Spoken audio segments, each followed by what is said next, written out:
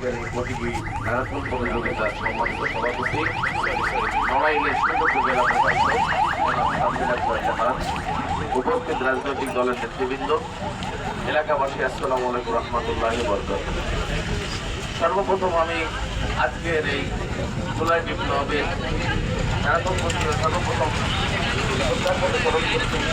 স্বাধীনতা সংগ্রামে যে সকল বীর সেনানী শহীদ হয়েছেন, যারা আহত হয়েছিলেন, পাশাপাশি 90-এর গণঅভ্যুত্থান থেকে শুরু করে জুলাই বিপ্লবে যারা শহীদ হয়েছেন, আহত নিহত হয়েছেন, তাদের সকলের আত্মার মাগফিরাত কামনা করছি।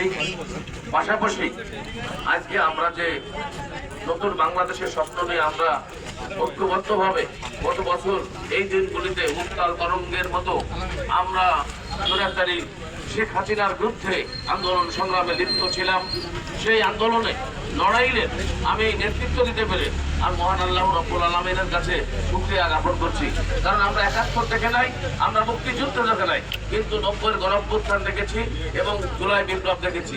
আপনারা যারা সাংবাদিক ভাইরা আছেন, আপনারা জানেন আমরাই লড়াইলে ছাত্র জনতার পাশে থেকে রাজনৈতিক দল বিএনপি হিসাবে নেতৃত্ব দিয়েছি সকল সময়।